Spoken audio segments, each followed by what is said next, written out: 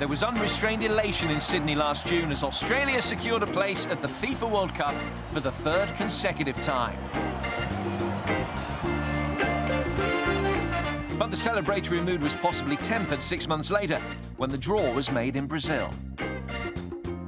The Australians were grouped with current champion Spain, the Netherlands, who were runners-up in 2010, and a much-fancied Chile side.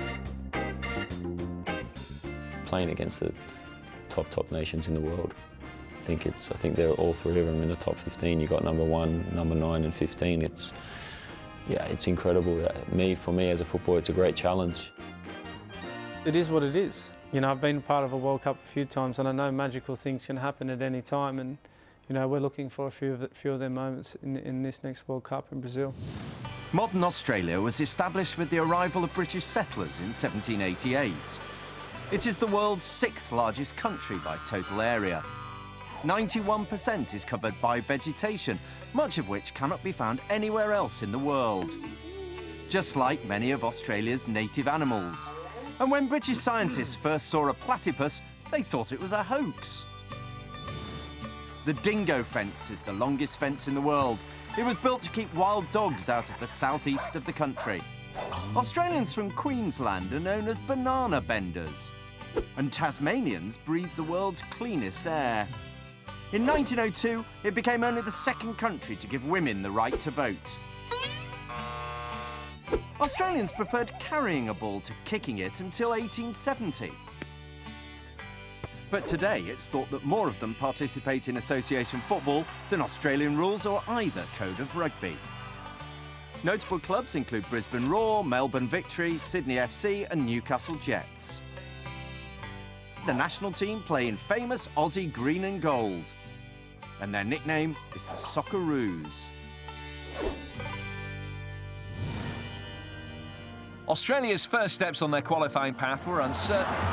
They opened the second round in miserable fashion, failing to beat both Japan and Oman at home.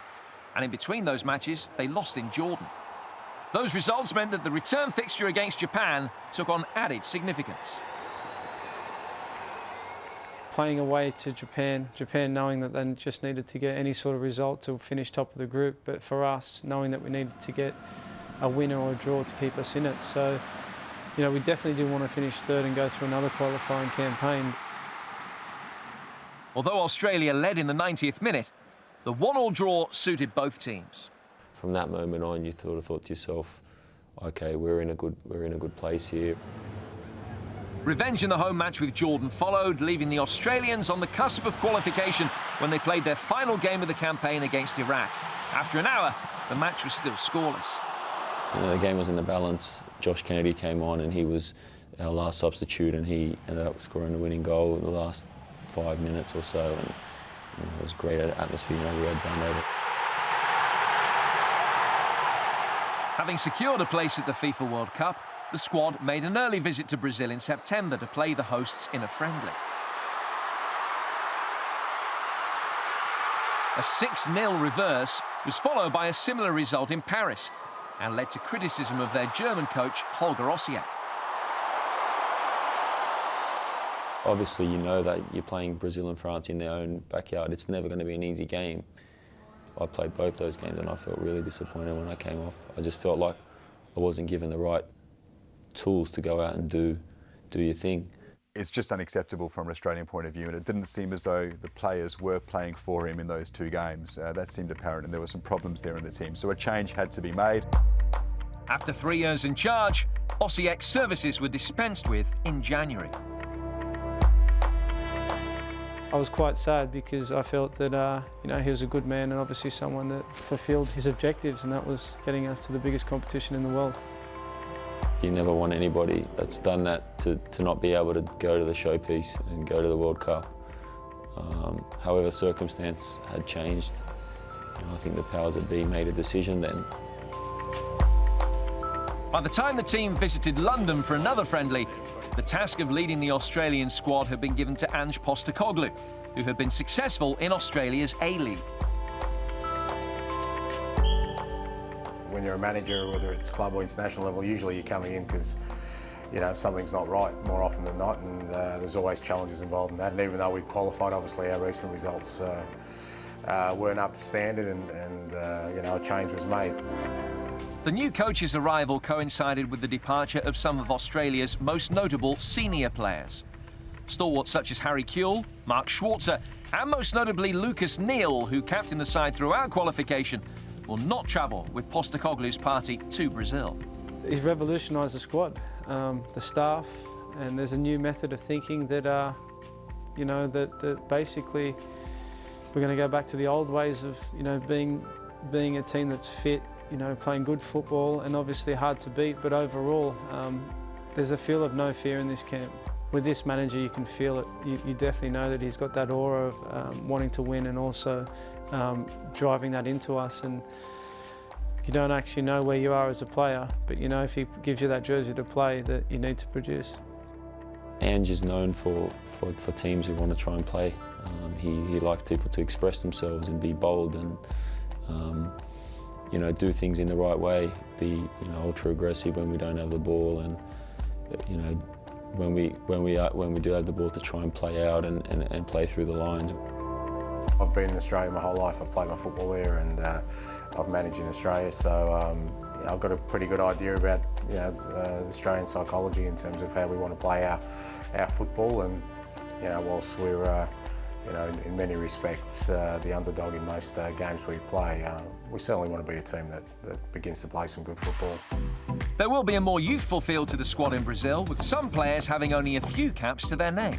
Most of the time the teams I've coached, we've played with a 4-3-3, but you know, yeah, there's nothing rigid about it.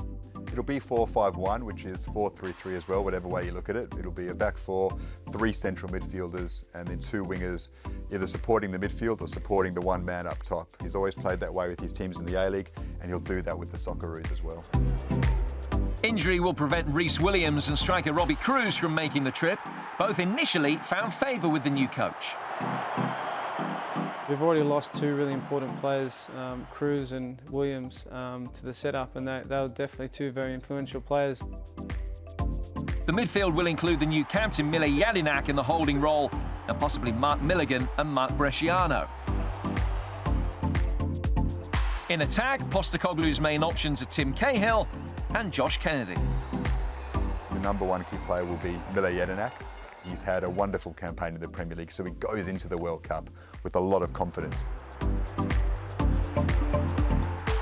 Tim Cahill up top is certainly the number 1 avenue to goal. He's the team's best striker, and he's the one player who you think can conjure up a goal out of nowhere.